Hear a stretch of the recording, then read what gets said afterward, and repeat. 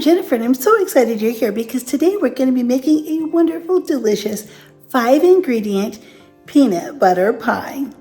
Before we get started on our pie recipe, be sure to like and subscribe.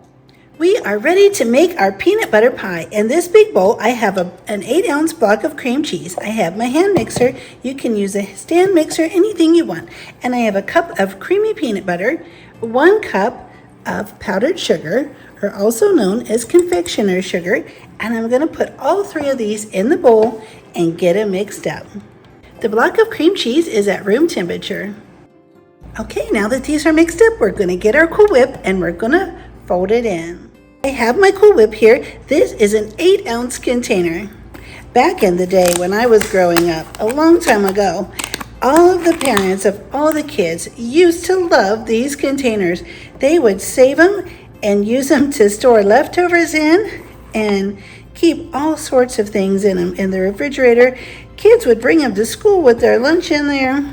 Oh my, they were so useful many years ago, and people would have large, vast collections of them in their kitchens. No one knew what the leftovers were in the refrigerator because everybody thought they had a surplus of Cool Whip in there.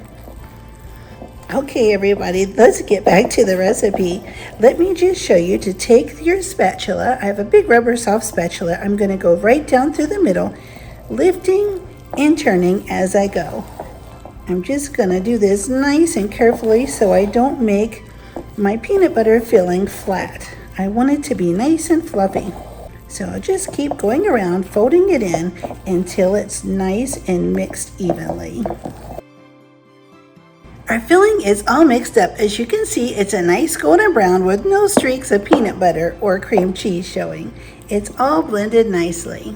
This is the crust that I got for my peanut butter pie. I would have much rather had the chocolate crust, but none of my local stores had the chocolate crust, and I really didn't want to take all the time to make one, because if I ground up the chocolate cookies to make one, I would have certainly eaten the extra ones, and I didn't need to do that. So we're using a regular Graham Cracker Crust.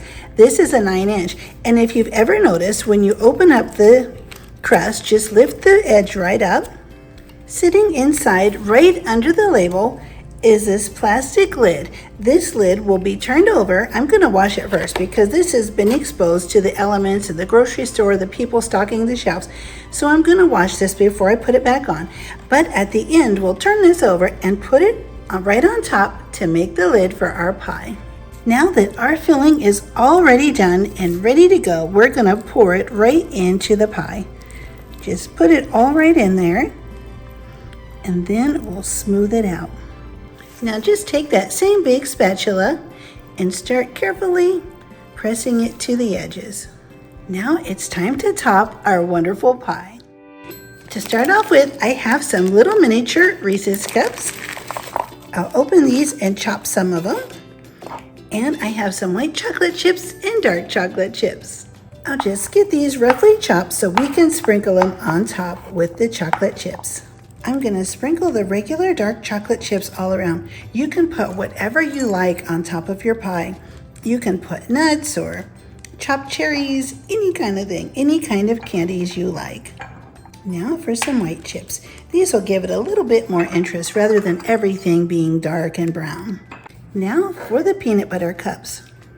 Try to give them as evenly spaced on the pie as you can. You can give them a little tap to tap them right down in to that filling so that they stick right on there. And if that wasn't enough peanut butter, I've melted about 1/4 to 1/2 cup of peanut butter in the microwave. I'm going to stir it up. I put it in for about 18 seconds. And as you can see, it's nice and melted. I'm going to take this and just start drizzling this right over the top of the pie, over all of our wonderful toppings. And this is completely optional. If you think you have enough peanut butter in the pie, you don't have to do this step. And here's our wonderful peanut butter pie. It is ready to chill in the refrigerator for at least 2 hours. We'll just put our clean lid right back on and press down a couple of the little sides just like this. You don't have to do it all. It'll stay on just fine. Okay, off to the refrigerator.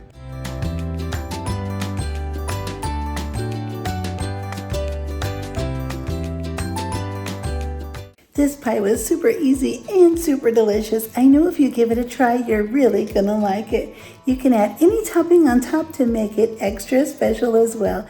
I'm so glad you were here today. I appreciate it so much, and I'm truly grateful. And I would be super happy if you hit the like button and subscribe.